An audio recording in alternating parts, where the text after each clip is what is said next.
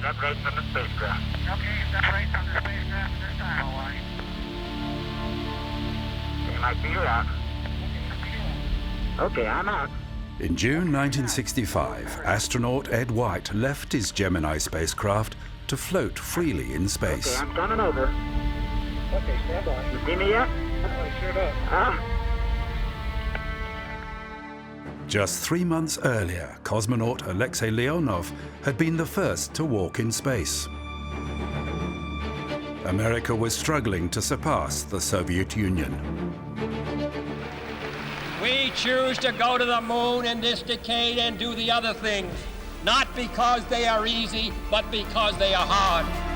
10, 9, 8, 7. NASA leaders realized just how much they still had to learn to get to the moon. 1, 0. Ignition. The Gemini program came about to solve fundamental problems.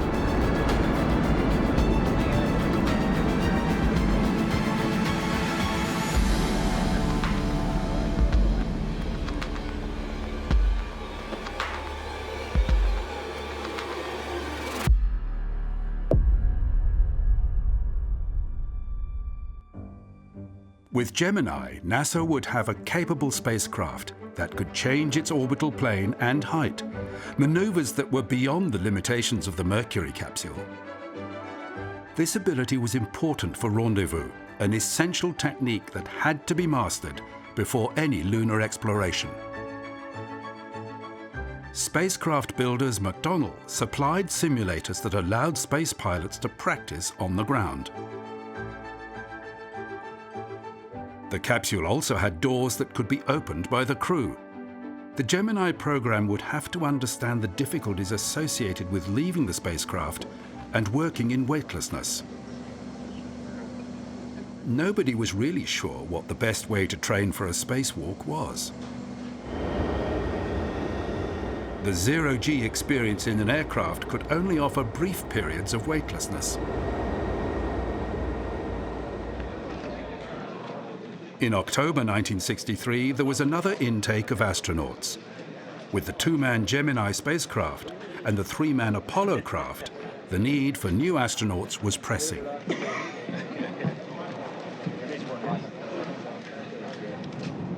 NASA's training had broadened. To cope with emergency landings that could happen anywhere, all astronauts were taught survival and recovery skills. At the Moorhead Planetarium in North Carolina, they learned celestial navigation. While radio ranging techniques would almost always pinpoint a spacecraft's location, NASA was keen to have multiple ways of solving a problem should hardware fail. In the planetarium, a plywood mock-up mounted on a barber's chair taught pilots to recognize significant constellations regardless of their spacecraft's orientation. And geology field trips from the Grand Canyon to Hawaii were organized. For Apollo, this training was essential.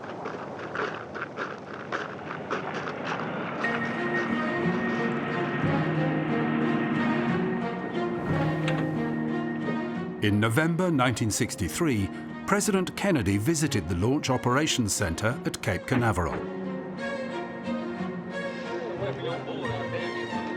He was shown a mock-up of the Gemini spacecraft that was still at least 12 months away from its first flight.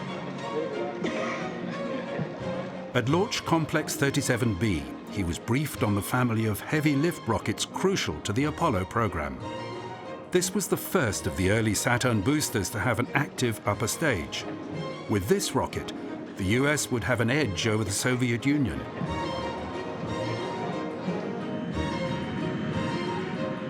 Less than a week later, he was in Dallas, Texas. He was there to ease tensions within the local Democratic Party before the following year's elections. Thousands turned out to see the presidential parade. Just after midday, the motorcade turned into Dealey Plaza.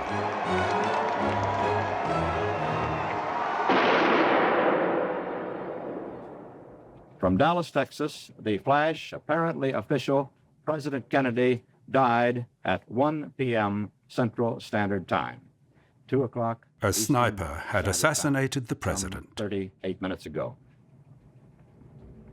Vice President Lyndon Johnson took office, continuing the Kennedy agenda, including the space program. While the Gemini system was still sorting out developmental problems, the Apollo program was gaining momentum.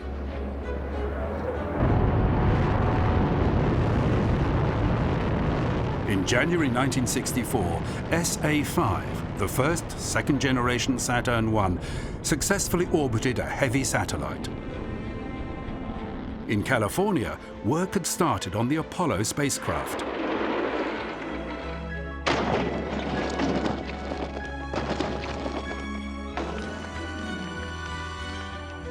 Manned Apollo flights were expected to start in 1965. Gemini planners were trying to compile a launch timetable, but developmental delays with the Titan II kept pushing this schedule into the future. Engineers kept looking to solve the pogo problem without really understanding what caused it. The Titan II's test program had so few successes that NASA began looking at the Saturn I as a replacement. Finally, by early 1964, flight tests demonstrated that the pogo problem had been solved.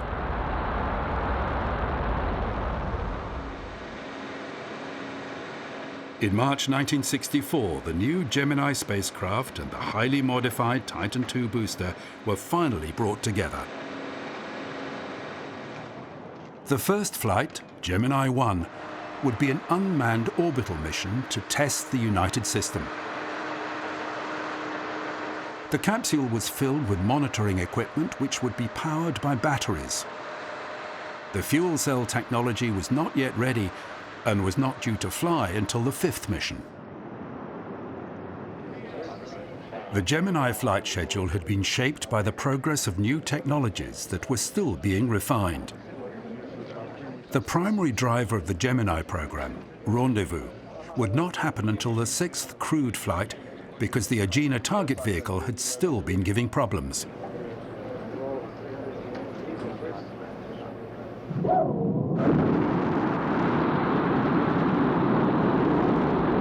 The first uncrewed Gemini flight launched in April 1964 from what was now called Cape Kennedy.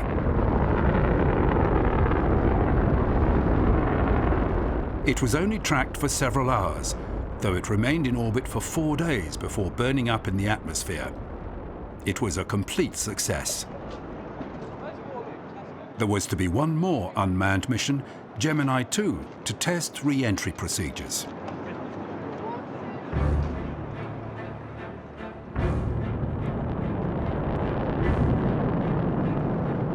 On the 12th of October 1964, the Soviet Union launched Voskhod 1. Boris Yegorov, Konstantin Feoktistov, and Vladimir Komarov were the crew on the first three-man spacecraft. Privately, the Russian Design Bureau referred to it as a circus. There was political meddling in the crew selection, and room in the Voskhod spacecraft was so limited that the cosmonauts could not wear spacesuits. They were in orbit for only 1 day, and the Soviet leader, Nikita Khrushchev, was deposed during the flight. NASA Administrator James Webb spoke of the Voskhod 1 flight as a significant achievement.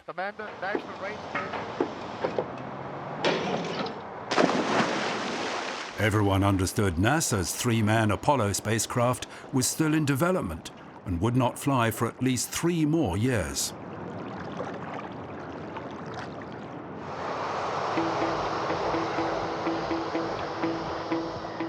Gus Grissom frequently flew himself to the McDonnell plant in St. Louis, Missouri, to give feedback on refinements made to the Gemini spacecraft. Each Each Gemini craft had a different setup depending upon its mission, and it became common for crews to visit their particular spacecraft as it was being built. Because Grissom had been so closely involved with the development of the Gemini capsule, it was logical that he was selected to command the first manned Gemini mission. With him would be John Young. Gemini 2, the second unmanned test mission, would be a very short suborbital flight designed to test the capsule's heat shield. The launch had been delayed by 2 hurricanes and some annoying technical glitches. It had been 9 months since the previous Gemini flight, and since mission planners had been hoping for a Gemini launch every 2 months, some at NASA were fearing a repetition of the trouble-plagued Mercury program.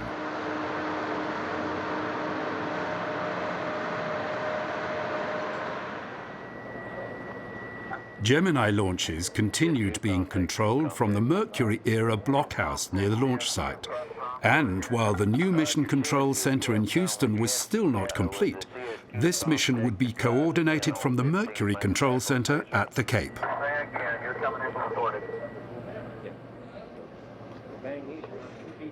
The capsule was crammed with monitoring equipment, and some fuel cells were to be tested during the flight. They failed during the countdown, but it was decided to continue without them. 8, 7, 5, 4, 3, 2, 1. Standby.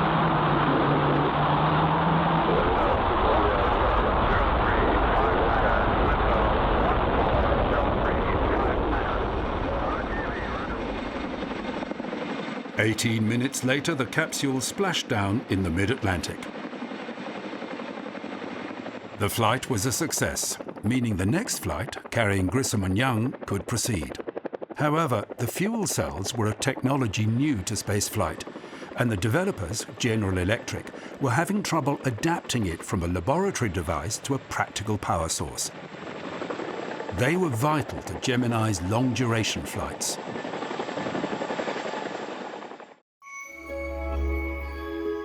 Toward the end of 1964, cosmonaut Alexei Leonov began training with a new piece of equipment. His Voskhod capsule would be fitted with a collapsible canvas airlock that would let him leave the craft. The Voskhod capsule's electronics used thermionic valves which relied on the ambient air to dissipate their heat, so the capsule could not be depressurized.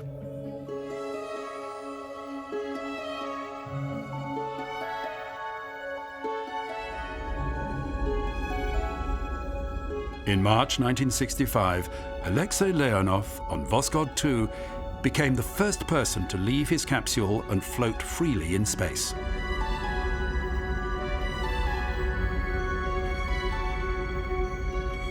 Again, the Soviet Union had beaten America in one of the critical steps NASA had stated it would need to master before an attempt at landing on the moon. The complete story did not emerge until after the fall of the Soviet Union. Once outside, Leonov's spacesuit swelled like a balloon, making him too large to re-enter the airlock. Only by drastically venting his suit pressure could he squeeze back inside.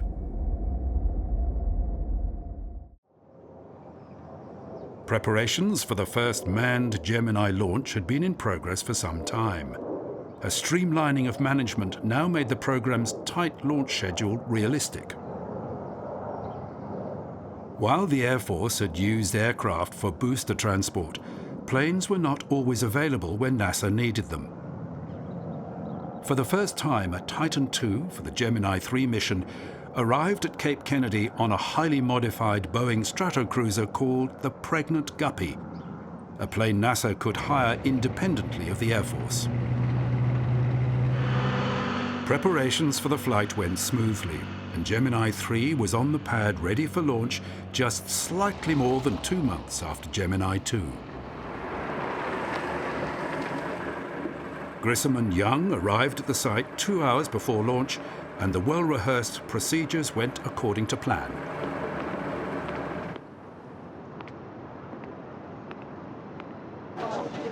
Bleachers had been erected so a select crowd could witness the launch. 30 seconds to stand speed. As the United States' first manned mission in almost 2 years, the flight had attracted considerable media attention. 15.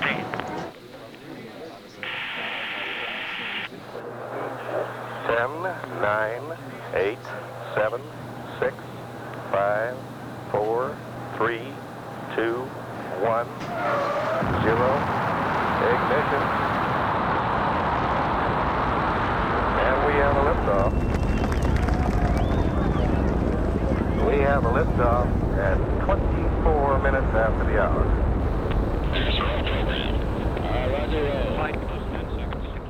During the 3-orbit mission, Gemini 3 became the first spacecraft to change its orbital parameters. Re-entry was not quite as planned, with the spacecraft landing around 84 kilometers short of the intended point. The mission was a success, and while it was a simple test of the spacecraft, Grissom and Young returned as heroes. A ticker tape parade in New York.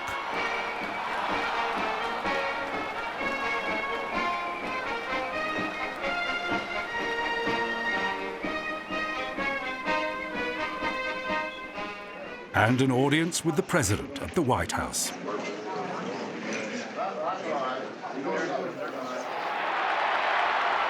Everywhere the astronauts went, the public support was enthusiastic.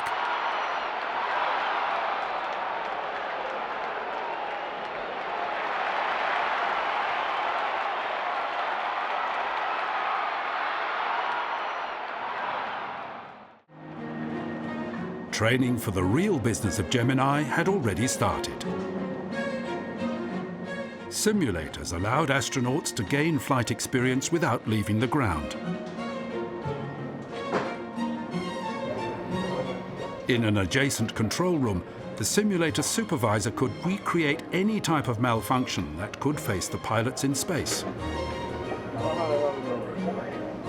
Each Gemini flight was designed to master a new technique necessary for the moon landings.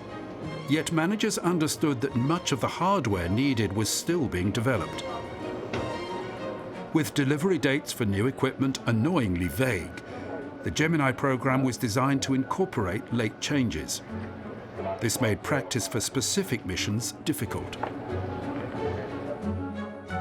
Work on the Manned Spacecraft Center had progressed rapidly, and Gemini 4 would be the first mission to be controlled from the new facility in Houston. Gemini 4 was to be crewed by Jim McDivitt and Ed White. NASA managers were coy about announcing a spacewalk for this flight, but the 2 astronauts had been training with a mock-up in a zero-G aircraft. While the new fuel cells were still not ready, NASA was hoping to set an American duration record with Gemini 4. 2, 1, 0.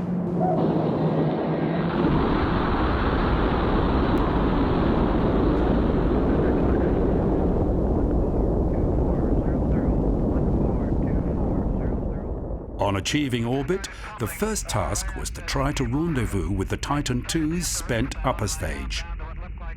Every move the pilot made to bring the craft closer just separated them further. After using half the thrust of fuel, Commander McDivitt gave up to focus on the spacewalk. Status is go for EVA. Okay, you're go for EVA from here for depressurization. They depressurized the craft over Australia, but there were difficulties opening the hatch. Gemini 4, Houston, Capcom. There were also problems with communication.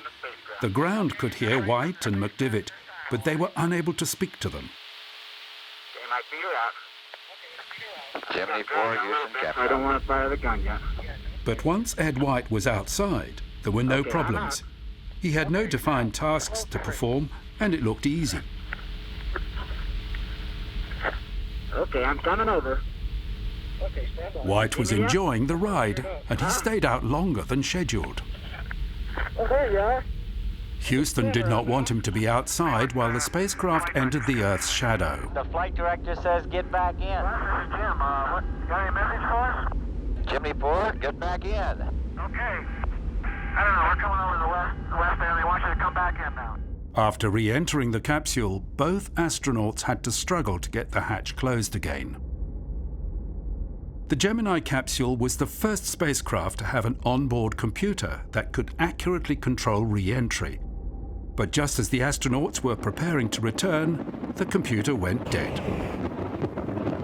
The crew manually made a rolling re-entry, coming down 80 kilometers short of the planned landing region. The computer failure could not be induced on the ground. Nonetheless, design changes were made. The locking mechanism on the spacecraft hatches would also be redesigned. As Gemini 4 was being recovered, the Gemini 5 capsule and its Titan II launcher were being united at the Kennedy Launch Center's Pad 19. Gordon Cooper and Pete Conrad were the crew for the next mission. They had been making training flights in a C-130 transport aircraft above Texas to gauge their visual acuity before, during, and after their trip to space. Cooper, one of the original Mercury 7, was to lead the mission that would set a new endurance record. He would become the first person to make 2 orbital flights. The General Electric fuel cells were finally ready, and the mission would stretch for 8 days, the duration of a moon mission. For the first time, a spacecraft was equipped with rendezvous radar. And while the Agena target vehicle was still not ready to fly, Gemini 5 carried an ejectable rendezvous pod with which the crew could practice the required maneuvers. Many at NASA felt that if Gemini 5 went according to plan, the country's space program would finally be on par with that of the Soviet Union. 2, 1, 0.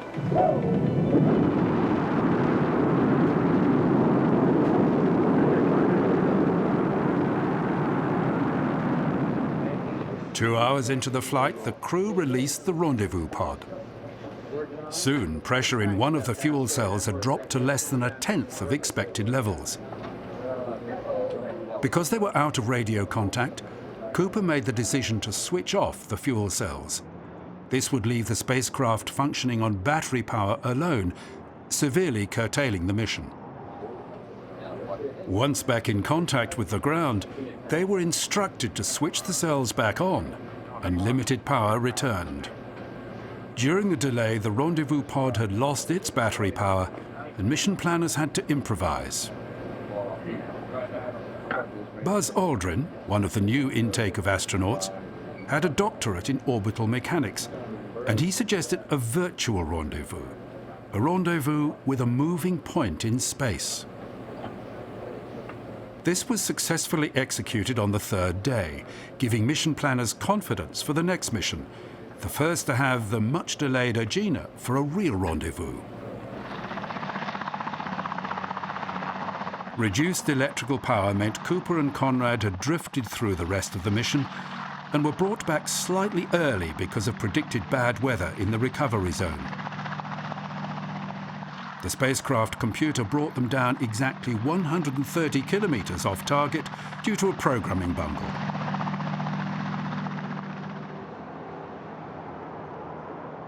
Gemini Agena Target Vehicle 5002 was ready on Pad 14 for a coordinated launch exactly 101 minutes before the Titan II carrying Gemini 6.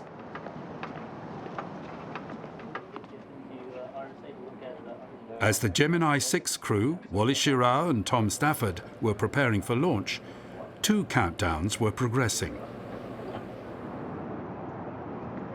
The schedule called for 4 different dockings with the Agena.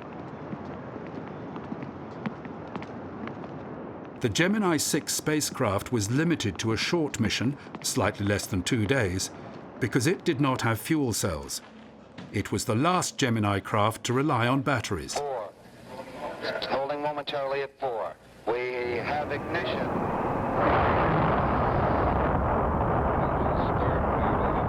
The Atlas Agena launched flawlessly on October the 25th, 1965.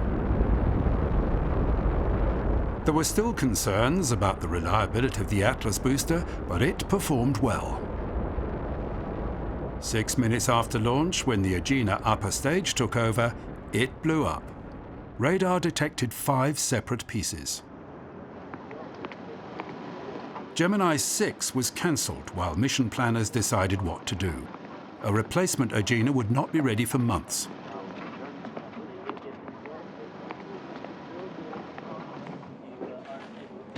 The fault with the Agena was traced to an explosive engine start, and Project Surefire was established to make certain the problem could not occur again. To keep the Gemini schedule on track, Gemini 7, a long-duration mission, was brought forward.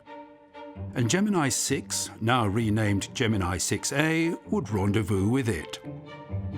Although there could be no docking, Gemini planners felt there was still a lot to be learned from such a mission. Docking would now be assigned to Gemini 8. Jim Lovell and Frank Borman, the Gemini 7 crew, had been training in lightweight G5C grasshopper suits that would keep them more comfortable during their 14-day flight. There would be no spacewalk because the grasshopper suits were not robust enough for outside use. Both astronauts heeded the advice of Pete Conrad from Gemini 5, who told them to take along good books to read during the endurance flight. The long duration would further test the new fuel cell technology, as well as the spacecraft's thrusters that had shown reliability problems after soaking in a space environment for extended periods. Ground staff preparing Gemini 6A for its rendezvous flight would also benefit from the extra time. 4, 3, 2, 1, 0.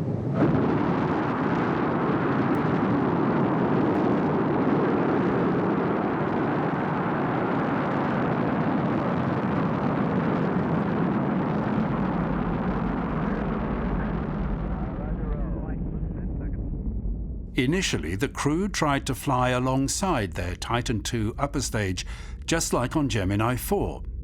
They soon stopped because of the complete lack of success and high fuel usage. Spacecraft were not aircraft, and seat-of-the-pants flying just didn't work in orbit. Things at the launch center had to move rapidly. Both stages of a new Titan launcher were erected and mated with the Gemini 6A spacecraft. The plan called for the launch to happen during the 8th day of the Gemini 7 flight, with the first rendezvous several hours later.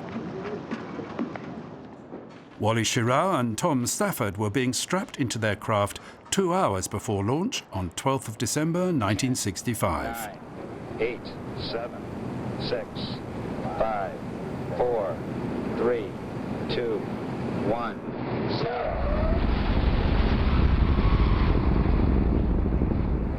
We've got a shutdown. After firing for 1.5 seconds, the engines shut down. This was the second failed launch for the Gemini 6 crew. Initially, the premature release of a connecting plug was thought to be the culprit, but further inspection revealed a transit dust cover inside a gas generator had not been removed. Meanwhile, the Gemini 7 crew continued to orbit. After much hesitation from medical staff, both Borman and Lovell were allowed to ditch their spacesuits for the comfort of lightweight overalls. 3, 2, 1, 0.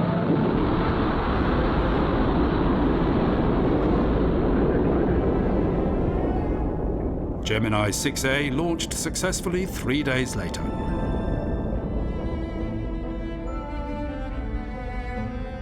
On its fourth orbit, the spacecraft caught up with Gemini 7. Schirra had done some of the maneuvers manually, and the spacecraft's computer had done the rest. For several hours, the two spacecraft traveled together with exquisite precision. Images of the spacecraft in orbit made TV news bulletins around the world. The following day, Gemini 6A re-entered the atmosphere, leaving the Gemini 7 crew to continue their marathon mission. The spacecraft was not in good condition. Thrusters had stopped working and the fuel cells were giving problems. The astronauts had been sitting in the same seats for 2 weeks. One of the main things left to learn from the mission regarded the health of Borman and Lovell. Their return was the most accurate so far, coming down just 12 kilometers off the intended point. A new Atlas-Agena combination was being prepared for the next mission, Gemini 8. The Agena's engine had been modified to eliminate the hard start problem that had destroyed its predecessor. Two untested astronauts, Neil Armstrong and Dave Scott, would fly the mission. Armstrong was the designated commander. He was described as the most experienced test pilot in the astronaut corps at that time. Dave Scott would make NASA's second spacewalk. The crew had practiced during zero-G flights for Scott to strap on an extravehicular support pack that held extra oxygen and propellant to make the extended spacewalk possible. The most important part of the flight plan called for Gemini 8 to dock with the Agena target vehicle. The unreliability of the Agena had frustratingly set back the Gemini schedule. All the remaining Gemini flights now included rendezvous and docking.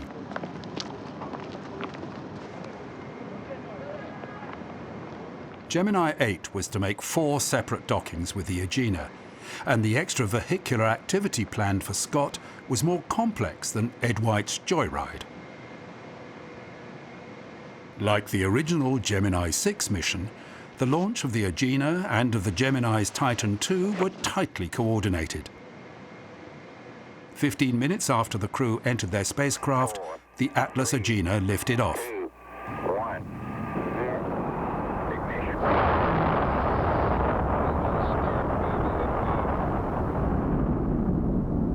The launch was perfect. Armstrong and Scott were told they would find it waiting in orbit exactly as planned. T-minus 10, 9, 8, 7, 6, 5, 4, 3, 2, 1, 0. Ignition. Liftoff. We have a liftoff at 16 minutes. 41 minutes later, Gemini 8's Titan II launched correctly.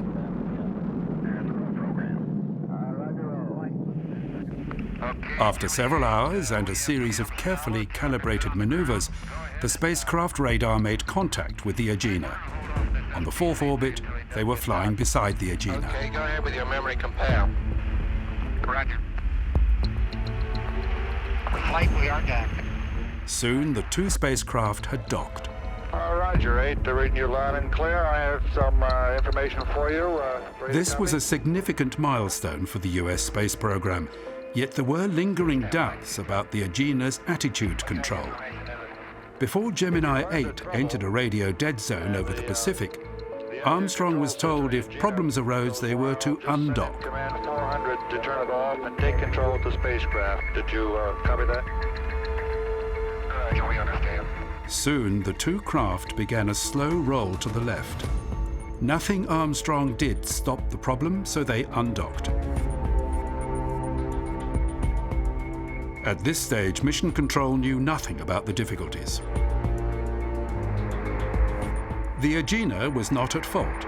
The Gemini's number 8 thruster was stuck on, and without the Agena's extra mass, the capsule began spinning faster. As the astronauts' vision was beginning to blur, Armstrong managed to activate the craft's powerful re-entry thrusters. When the ground was back in contact, they realized things were serious. Though Armstrong had stabilized the craft, mission rules stated that the flight must end as soon as possible. After a 10-hour flight, Armstrong and Scott safely landed in the Pacific near Japan.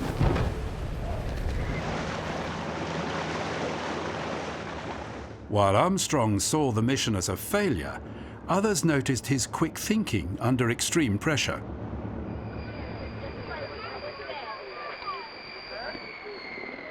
Neil Armstrong and Dave Scott received an enthusiastic welcome home.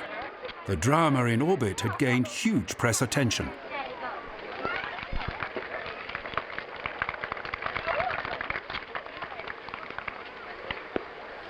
Well, it's a great pleasure to be back in Houston among all our friends here.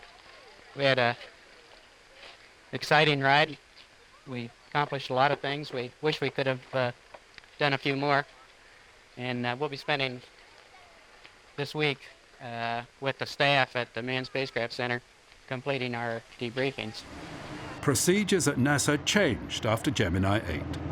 Senior managers in the space agency and at the major contractors were either in transit or at social celebrations when their input was needed. Decision makers now had to be available during every mission. Scrutiny of the thruster that had sent Gemini spinning revealed a short circuit, and future Gemini spacecraft were rewired to prevent the problem happening again.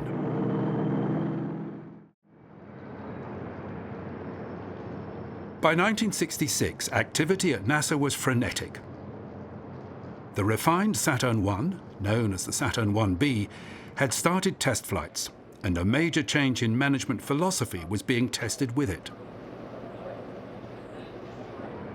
The early Saturn rockets, an essential step toward the heavy lift capacity NASA needed for the Apollo missions, had previously been tested in a step-by-step manner, with new stages only added after the previous stage had proven itself. This was logical, it was methodical, and it was very slow. George Miller, director of the Office of Manned Spaceflight, understood the Kennedy deadline could not be met unless this testing was streamlined. He introduced all-up testing where all stages, including the new Apollo spacecraft, were flight tested together.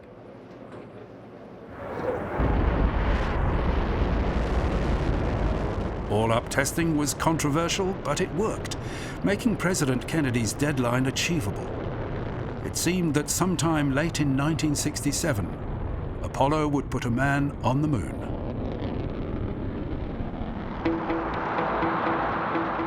At this point, though no manned Apollo mission had yet been launched, NASA's budgets reached a peak. Vast amounts were invested in development of the new Saturn V, the Apollo spacecraft, and the lunar landing craft.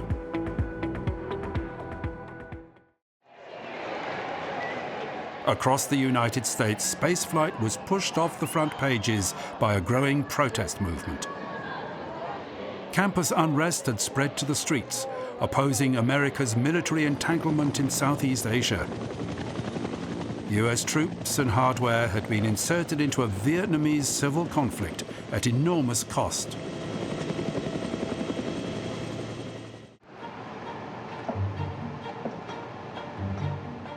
The space race continued, even while most Americans believed that their country had already achieved superiority over the Soviets.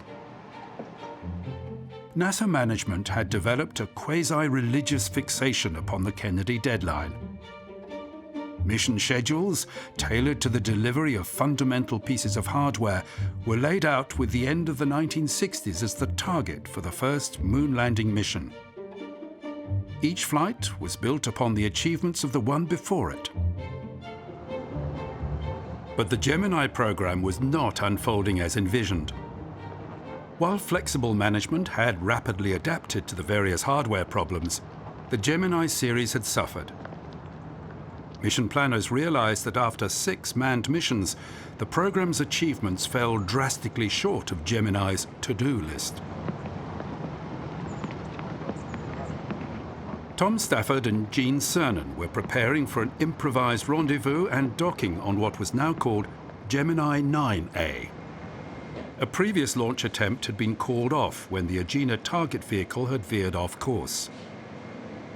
Now they would dock with a simple alternative. A docking collar had been fitted to a guidance and control system that would launch on an Atlas. Stafford and Cernan already knew that their docking target was waiting for them. It was June the 3rd, 1966. 4, 3, 2, 1, 0.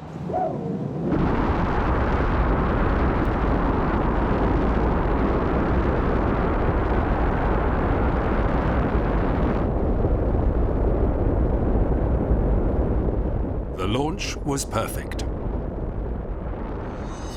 3 hours later, they had reached their target, and it was clear that there could be no docking. The nose cone had not been properly ejected, with Tom Stafford likening it to an angry alligator. The Lockheed technician, who usually connected the pyrotechnics, had been excluded from the launch gantry. A scheduled spacewalk by Cernan went badly wrong. He described his spacesuit as having the flexibility of a suit of armor. The Gemini spacesuits were air-cooled and could not cope when an astronaut was working hard. Cernan's helmet fogged and he could not see. Finally, Stafford called the exercise off. Gemini 9A was one of those missions where NASA learned a lot about what not to do. Until this point, astronauts had trained for zero-G work in a modified KC-135 aircraft. When flying in a parabolic arc, the astronauts could experience 30 seconds of weightlessness. But this was not enough time to carry out the extended tasks that were leading to extreme exertion in space. After Gemini 9A, Gene Cernan did some experimental work underwater in the swimming pool at the McDonough School near Baltimore. This gave a more accurate simulation of working in a weightless environment. Apollo engineers were also taking note of the Gemini astronauts' difficulties. The next generation spacesuit would be water-cooled. Unfortunately, most of the new developments were too late to be of use to the Gemini program. Gemini's high launch cadence meant it was difficult to modify the remaining spacecraft by adding hand and foot restraints, but NASA was attempting to make changes in time for the final Gemini mission.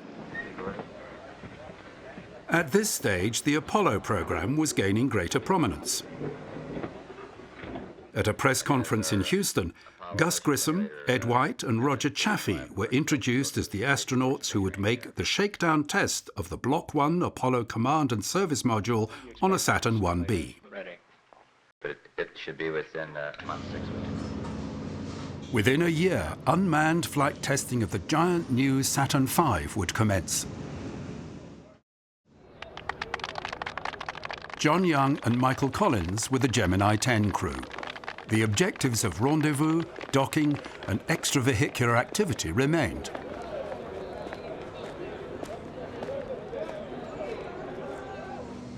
Some of the training for Collins's spacewalk was on a low-friction air table. There had not been time to implement an underwater neutral buoyancy program, which again NASA was hoping to have in place for the final Gemini mission. On July the 18th, 1966, the astronauts entered their spacecraft. The launch of the Agena, and then 100 minutes later of the Titan II, were uneventful. Around 5 hours after launch, on their fourth orbit, Young and Collins were station-keeping with the Agena. Docking was smooth. Soon, Gemini 10 used the power of the Agena to boost them to a higher orbit. While passing above Africa, Collins opened his hatch for a stand-up spacewalk. From the higher orbit, he photographed stars in the southern Milky Way. But the spacewalk was terminated when both astronauts complained of stinging eyes. The problem was traced to an overload of the spacesuit's ventilation. The craft dropped back to a lower orbit that allowed them to catch up with the dormant Agena used for the Gemini 8 mission. Roger. Michael Collins made a second spacewalk, but it was difficult and it was curtailed because of low thruster fuel levels.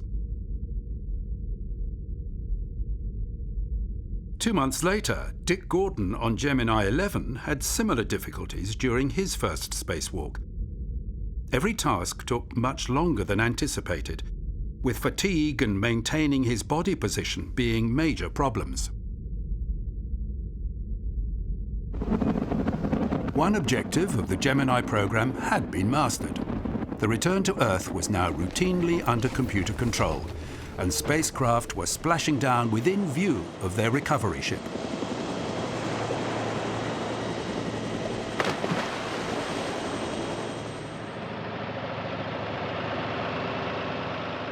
There was only one scheduled Gemini mission left, and yet the program still had not discovered how an astronaut could work effectively outside the capsule in the vacuum of space. A complete underwater training routine was introduced. NASA had set up a Gemini Agena mock-up in the swimming pool at the McDonough School, and they would soon build a dedicated facility in Houston. Astronaut Buzz Aldrin was the first to rehearse his mission underwater. The Gemini 12 spacecraft was fitted with 44 handles and handrails. For work at the back of the spacecraft, where specialist items were stored, tailored foot restraints were installed so an astronaut could anchor himself firmly to eliminate the struggle to maintain body position when using a wrench.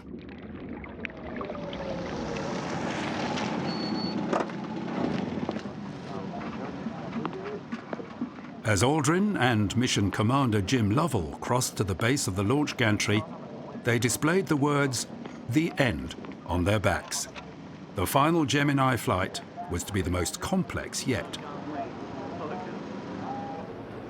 This would also be the last manned launch controlled from the Complex 19 blockhouse. It had to be close to the launch tower because the pre-digital instrumentation demanded it. Jim Lovell presented the McDonnell Pad closeout chief, Gunter Wendt, with a redundancy check. 10, 9, 8, 7, 6, 5, 4, 3, 2,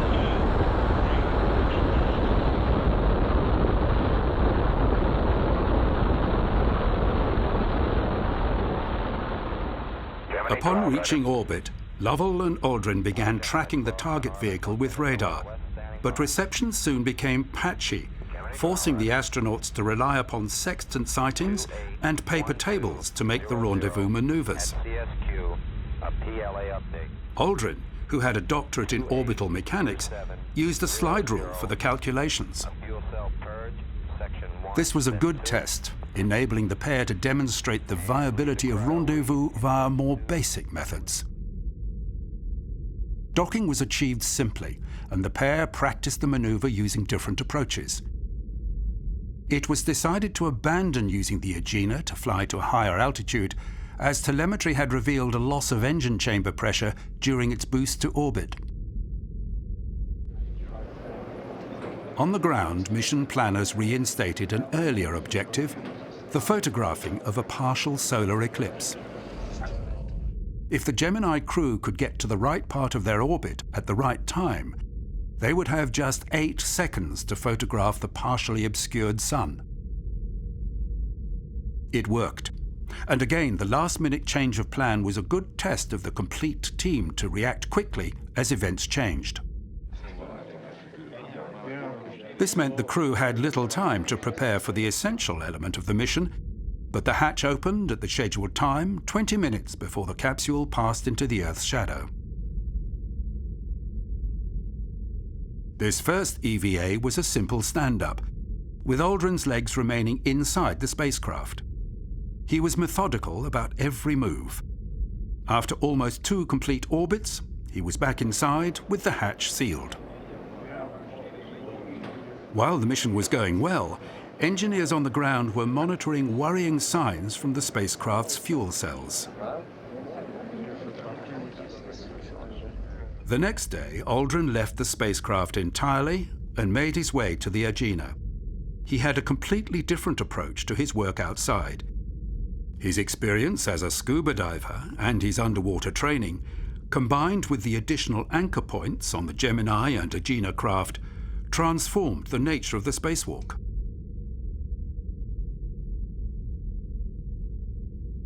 While working on the Agena, Aldrin attached a tether between the 2 craft, returning to the Gemini capsule after a highly successful 2 hours and 6 minutes. Everything had run smoothly, and mission controllers were delighted. NASA was aware of the high fuel usage involved in station keeping, and they wanted to see if a tether was a practical method to keep 2 spacecraft in proximity.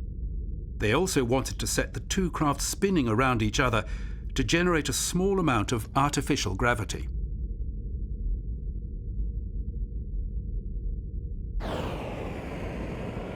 After almost 4 days in space, Gemini 12 re-entered the atmosphere.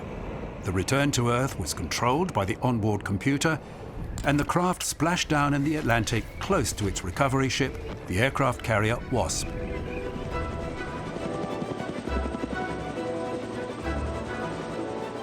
The completion of a difficult yet highly successful series of space flights was celebrated, and NASA felt confident that maneuvers required for a trip to the moon were no longer theoretical.